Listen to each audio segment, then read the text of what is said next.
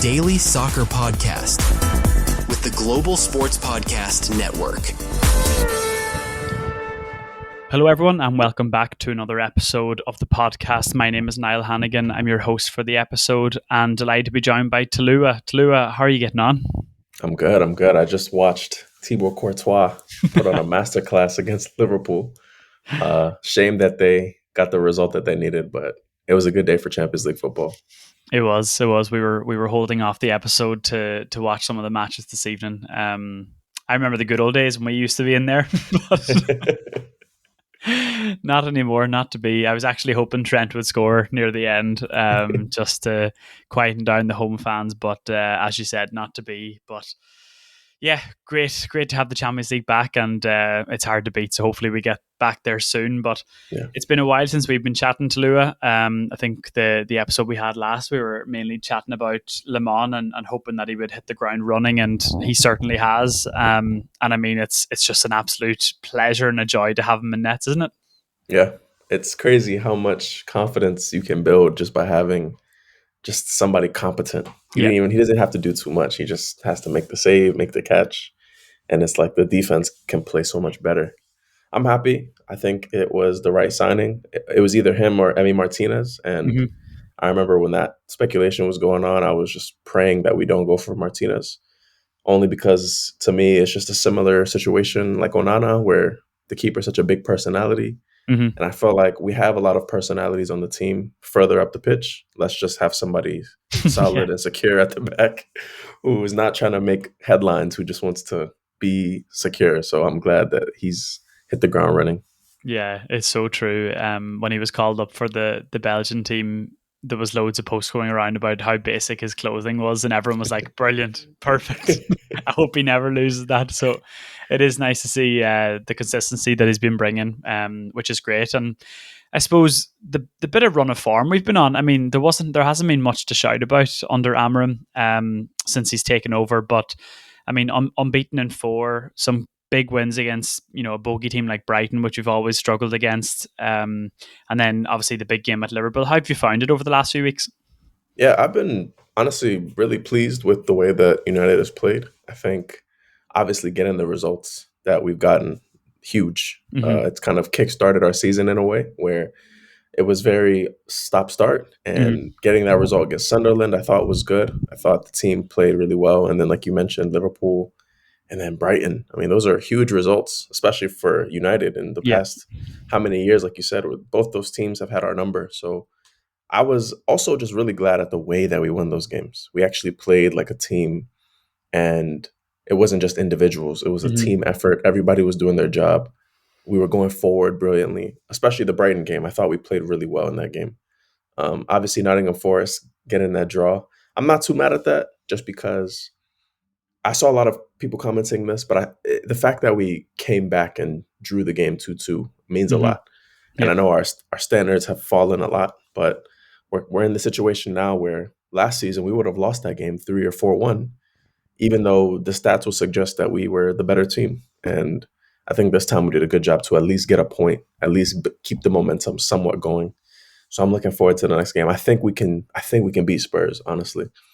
Might be a little ambitious, but I think the team is in a good place right now collectively, and I think they can do a job against Spurs. Yeah, it's interesting when you say, it was a stop-start kind of beginning of the season. If you take Arsenal out of it, everyone's been dropping points, and after that kind of Brighton game, we kind of suddenly found ourselves above Liverpool, and you're wondering how that happened all of a sudden. So yeah, it has been a really interesting start of the season. You have, Spurs getting a few good results, and then most recently then dropping points. You had Chelsea kind of doing the inverse. It's people dropping points everywhere. So a lot more entertaining for the league, but also gives you confidence that, the league's not running away from you, that if we can actually keep this consistency, then we can keep within that kind of top 6 area that we're looking to achieve. What I liked as well was there's been a good spread of goals and people kind of contributing to the team as well, right across the midfield and then across the wing backs and the front 3 as well. So, obviously you'd want kind of your number 9 to be scoring a lot more, but, he's surrounded by very good players as well that have been excellent for us, and bringing in the likes of Cunha and Mbeumo. I mean, we mentioned at the start of the season of how important it is to have Premier League proven players, and that's absolutely shown, hasn't it? Yeah, absolutely. Like you said, just having those two players alone gives us so much more threat going forward. Mm-hmm. And the point that you made was perfect. I mean, just having other guys who can spread the wealth and not have Bruno Fernandes be the main guy scoring or assisting every game. You know, it got to a point where like it was understandable that we became predictable, because if Bruno is going to be pulling a trick out of his hat every game to save us, then yeah. Mm-hmm. So now we have people and players who can just take the game by the scruff of the neck. I mean, Mbeumo is one of those guys where it's like, maybe 2 or 3 years ago, I didn't even know who he was, I'll be honest. Yeah. And then I started to take note of him under Thomas Frank and what Thomas Frank was doing at Brentford, just revolutionizing that club and making them really hard to beat, especially when they were beating us. Mm-hmm. And then seeing Mbeumo rise and then seeing him get 20 goals and then all of a sudden he's a United player, it's like, it's just honestly brilliant. I'm so glad that we signed him. And then Cunha on the flip side, just you don't know, from the opposition standpoint, you don't know what to expect. Mm-hmm. You don't know if he's going to drive at you, if he's going to drop deep, if he's going to cut inside, if he's going to shoot from range. Like, he's just a jack of all trades. So I'm glad we have players like this who can finally give us a good impact. Yeah. No, it's true. And Mbeumo's so like understated as well. Like you don't really hear too much about him. Even on the pitch, he's quite calm. And then in the other number 10, you have Cunha, who's just all action, passionate player. Just like you said, don't really know what you're going to get from him. Like he didn't really get on the score sheet over the first few matches, had that bit of an injury as well, but the amount of stuff that he was contributing in the game in terms of driving with the ball, being able to actually beat players, is a thing that I don't think we've had in a player for a very long time. Yeah. And to be able to kind of relieve pressure as well, which he did really, really well against Liverpool when we were 2-1 up and trying to kind of hold on to that lead. All that stuff is invaluable, and he's been absolutely excellent at it. Ahmad as well, getting on the score sheet for the first time. I mean, he's been pretty solid all season, really starting to get comfortable in that right wing back spot. And I think me and Kieran mentioned in another episode, that relationship with Mbeumo on the right hand side is just class. Yeah, it's great that we have that dynamic down the right, because so much pace and power. And if Mbeumo ends up getting stuck in by a challenge and Ahmad picks it up, then you have another player who can just burst into the space.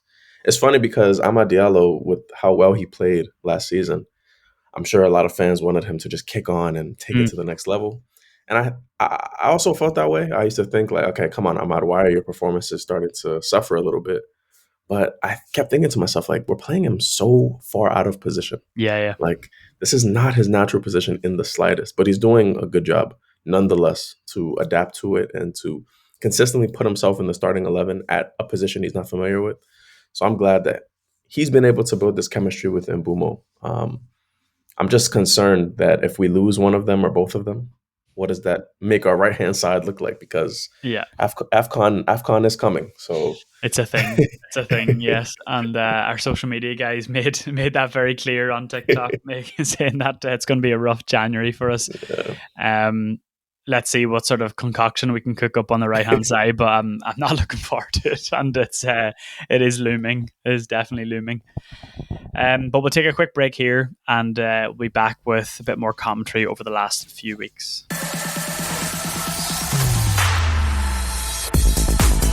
Your daily soccer podcast with the Global Sports Podcast Network. Your body is unique. And Global Sports Podcast Network has partnered with Bioniq, the world's most personalised supplements. Bioniq provide 100% tailor-made supplements designed to deliver precisely what your body needs at exactly the right levels to optimise your health. No guessing. So click the link in the show notes. Use the code GSPN2025 for 40% off your first month's subscription. Bioniq. Don't settle for off-the-shelf solutions made for just anybody. Get what's right for you right now.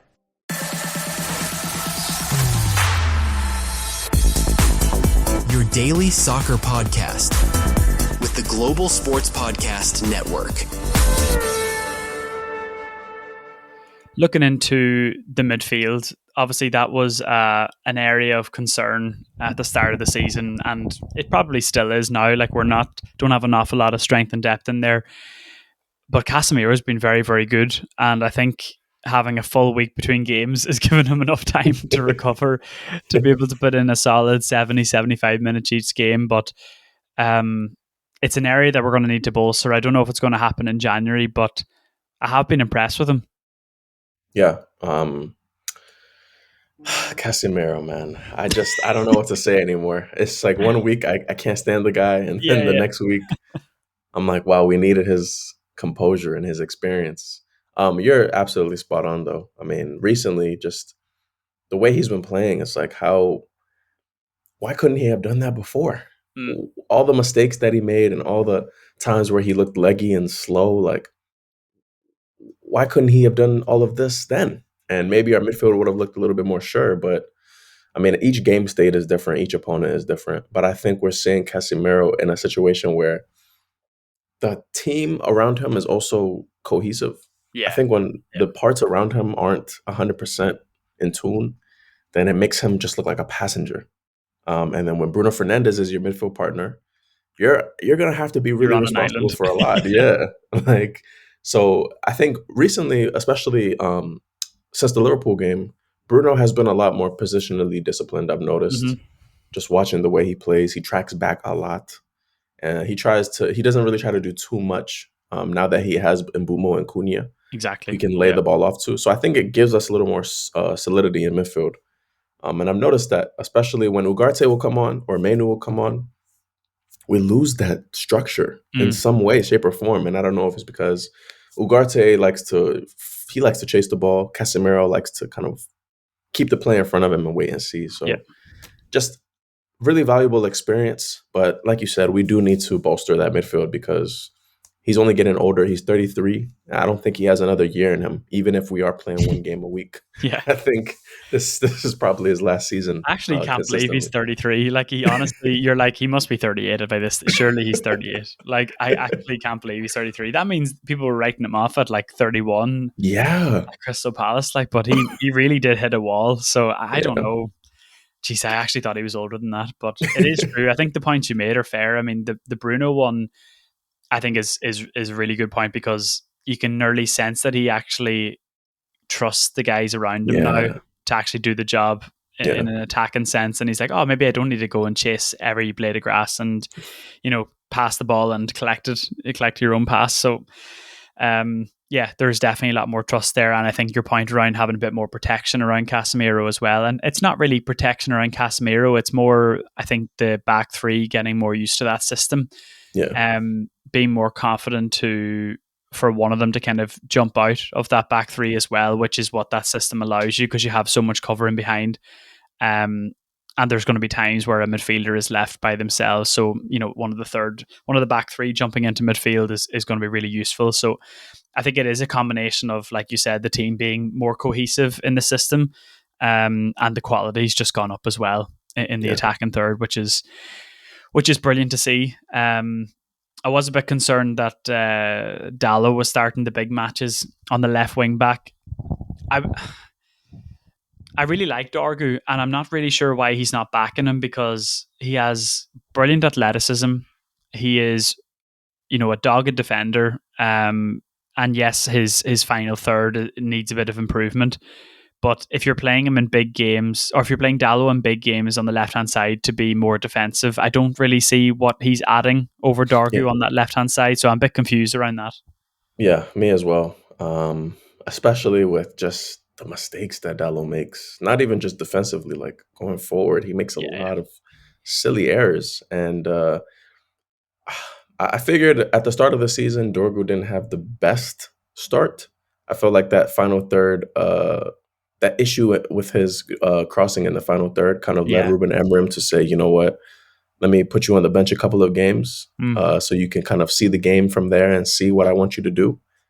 But like you said, if Diallo is the guy that's in front of me, exactly, I would be pissed. Like, he's just, I don't want to sit here and say he's bad because that'd be very reactionary of me. I feel like throughout his tenure, Diallo has really shown up in really big moments. he's also had some really bad moments. Yeah, So he's one of those players where, just inconsistent. And yeah. that's kind of the story of majority of the squad, just inconsistent over the years. If I'm Dorgu though, I'd be telling Emram off like, hey, like I feel like I deserve to be in this. Just look at the games, look at the sample size, look at what he's done in the past 5, and look at what I've done in the past 5. I don't think Diallo has registered an assist. I don't think he's gone without making an error in one game, like in the past 5. So those are the things that I feel like as fans we have every right to question. Like, what's the thought process behind that? And if, like you said, if he's being brought in to be a defensive-minded player, he's not doing a good job of it, to be honest. Yeah. I have good time for Dorgu, and I think the reason why Dal was playing those games is maybe because Salah's on the right hand side, we need to double up on that, but I don't really see how he's that much better of a defender than Dorgu. So that was kind of the one thing. But Maguire, I mean, we could have a whole episode, we could have a whole series about Maguire, to be honest. Like, he was absolutely incredible against Liverpool. Kind of shoved De Ligt out to the right hand side of the back three. We have Euro coming back in there as well. Like, we start to have a bit of depth in that back three. Do you think Euro, De Ligt, Shaw is our best three with everyone fit, or what's your thoughts on the back three? Yeah, I mean, my thoughts on the back three from the start of the season included De Ligt and Euro. I know just the profile, the type of players that they are, they just suit the way that Emram wants to play. And I think De Ligt has shown that he's ready for whatever challenge. He's been excellent. Euro, I don't know what is the relationship between him and Emram. I'm sure it's a good one, but we've seen so far a couple of games, Euro's not playing. He's coming off the bench late in the game, and we're wondering why didn't he start. So I think Emram rates him highly. There's just clearly something maybe within each game that he feels like Euro might not excel at. And then Luke Shaw, I feel like Luke Shaw is really only there because Lisandro Martinez obviously isn't fit. People were. I saw some comments on Twitter. People were wondering like, "Hey, where is Aiden Heaven? Like, why is he not getting a go?" And I'm like, from what I've seen of Heaven, he is a top prospect. But to just throw him into this situation would be kind of suicide, I think. He's ready for specific challenges, but I don't know if 90 minutes every Premier League matches. Yeah, exactly. Is, what he's ready for. So to answer your question, long story short, I think when everybody's fully fit, I think Lisandro Martinez obviously slots in for Luke Shaw, but that's the back line for me. Licha, De Ligt, and Euro. Yeah, I mean, having De Ligt and Euro, they're like a massive time for both of them. And a couple of interviews with De Ligt over the last few weeks is kind of, you can see now that he's nearly filled into the jersey a bit, and he's get that confidence back of what he had a few years ago. And he's still so young, like he's like 26 or something, isn't he? And like he's been around for so long. So, he was even saying, that defenders kind of come into their prime towards late 20s, maybe even 30. So yeah, he feels that his best years are ahead of him. So we could be looking back at a bit of a bargain signing with all these crazy transfers going on. But yeah, definitely a really good player to build around that back three. And we've seen Masrawi as well, kind of was missing at the start of the season, but then has come on and played in a few matches recently. Another really, really solid option when it comes to that kind of right-sided centre back of the back three. I don't really like seeing him wing back. It's just too limiting. You really are shutting up shop if you're putting Masrawi on the wing back. So but another great option to have in defence. Yeah, very versatile. I like players who are just willing to play anywhere. Doesn't matter. And do a shift. Where did he play under Ten Hag? He played as a 10. Played as a 10, yeah.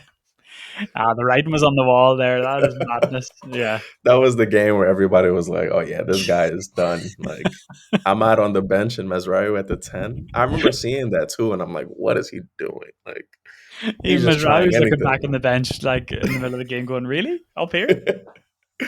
But yeah, he's such a great player. And for me, he's one of those utility players that, like I said, he can slot it anywhere. But like you said, he's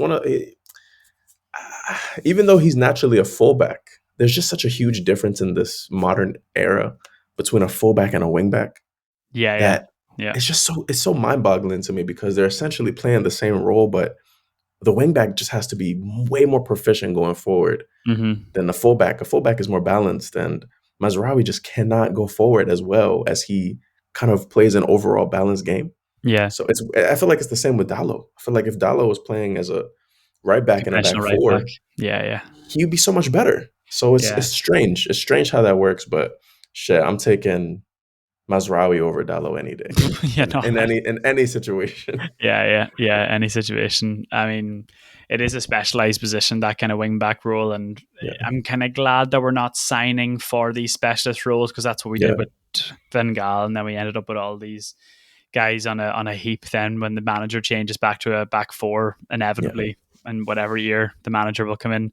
So we are adapting well. And Masrawi is an interesting one because he actually is good on the ball, but he looks so awkward on the ball. Yeah. You feel like every touch he's going to lose it, but he's actually very confident on the ball. Like, so I don't mind it when he does go on a bit of a run, but I agree that the whole positioning of a wing back, you start nearly 20, 30 yards further up the pitch and high and wide, and then have to be competent, being able to go past someone, but also defending. Like, it's super specialized, and you need to be extremely athletic to play it as well. Like, there's just so much, like, you'd nearly call it pointless running, because you make that run 10 times, you won't get the ball. You make the recovery run 10 times, the ball will never come, but the one time you don't do it, you'll get blamed and shouted at. So you can't cheat any run, really, which is just it's an unforgiving role. But anyway, it's positive stuff for United at the moment, which is a nice thing to be able to see. And just to close out the episode, we have Spurs next. We have a couple of episodes now coming up this week, but confident for the weekend? Yeah, I'm confident. And I know maybe if this was a couple of games ago, we wouldn't be so confident. We'd be a little bit wary, I think. But with United being 4 games unbeaten, it shows that there's something, I think, brewing, something building. If they were able to get 3 wins in a row against tough opposition and then come to Nottingham Forest, who is still a tough opposition no matter what situation they're in, and fight to get a result, I think Spurs are also in that conversation. We mentioned earlier how Chelsea are having a little inconsistent to start. Liverpool, City, Spurs are in that conversation too. So this is the moment where United can kind of take these games, like this. These are huge opportunities for us to build on, because we beat Spurs. It should give us confidence to go ahead and beat any other team in the top 6. And then from that point, we need to find a way to finish games against teams in the bottom half. Like, that has to be priority, I think. But in terms of this weekend, I think United has a big chance, especially with Spurs playing today. United has the full week of recovery, of rest. Amorim has 2 games now for the week that he can look at to see how Spurs line up and how they approach.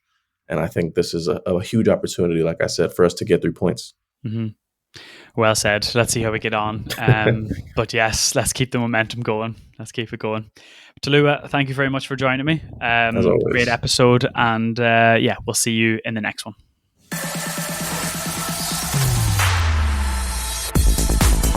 Your daily soccer podcast with the Global Sports Podcast Network.